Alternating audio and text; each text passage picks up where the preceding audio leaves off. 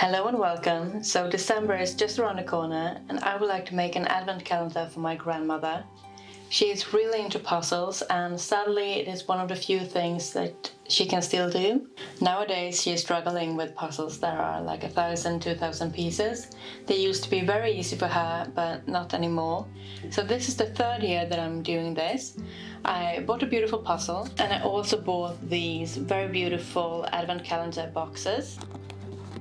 To make it possible for her to lay a 1,000-piece puzzle, I first assembled it myself and then split it into 24 parts, making it more manageable. I know that you can buy puzzle advent calendars, but so far I haven't found one that I think my grandmother would like. She isn't that much into Christmas motifs, and this makes it more personal. I will finish this puzzle and then I will make some homemade cookies to put in each box as well. So once a day she can make herself a cup of coffee, have a cookie and lay her puzzle, giving her something to look forward to each day. The making of this advent calendar became a cozy ritual this week. Coming home from work, putting on the kettle and an audiobook, the book I listened to was The Enchanted Greenhouse by Sarah Beth Durst, a fantasy book that leaned more towards the feeling of a classic fairy tale than an epic fantasy or romantasy. It felt like the perfect book to have in the background while working on this fairy tale themed puzzle.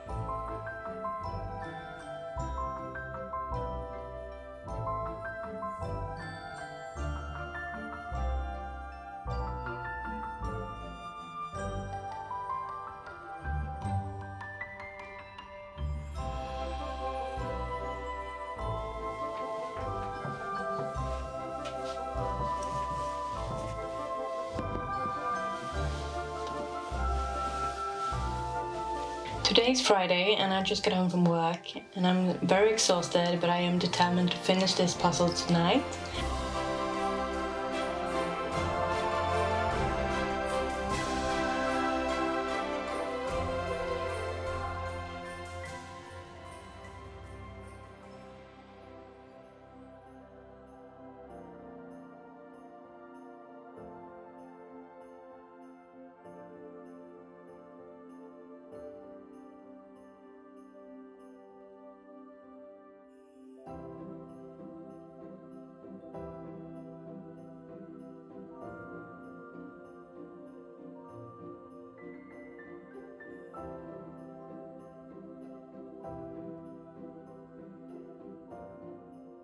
Then on Saturday it was time to start with the biscuits.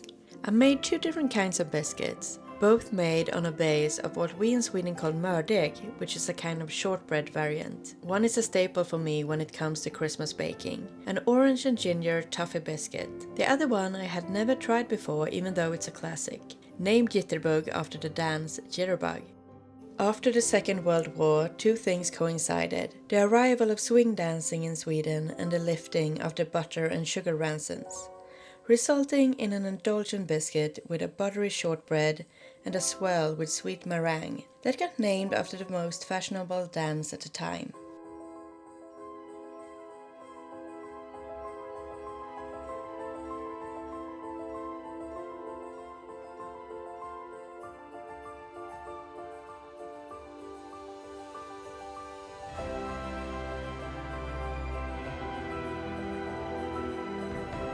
While I made the meringue, the dough goes into the fridge to get cold.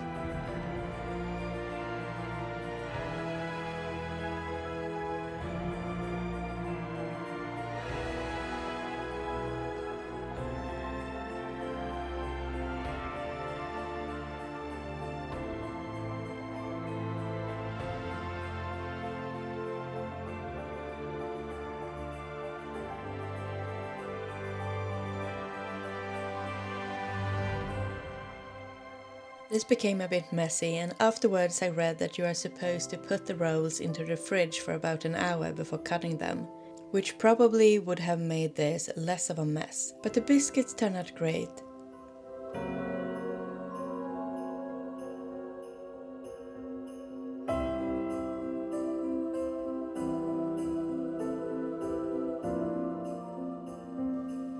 Then I made my standard orange ginger toffee biscuits, which is much more of a toss everything into a bowl, knead and you're done kind of a recipe.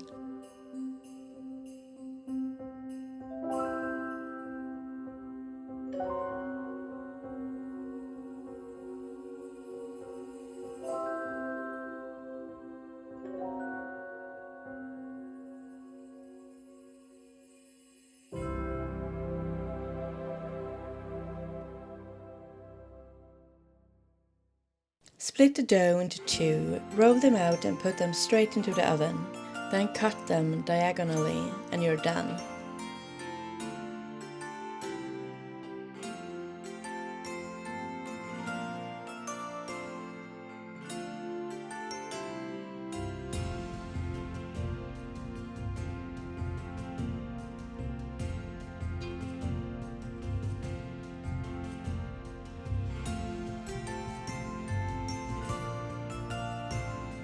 While the biscuits were cooling, I folded all of the calendar boxes. I really liked how they made all of the boxes look like houses.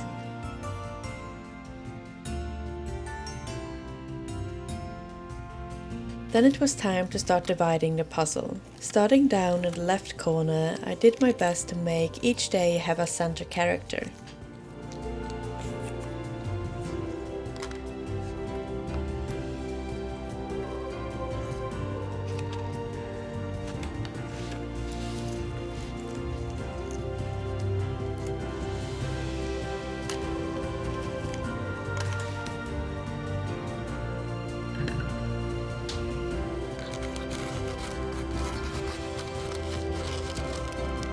To protect the puzzle from getting grease stains from the biscuits, I wrapped them into small parcels using sandwich paper.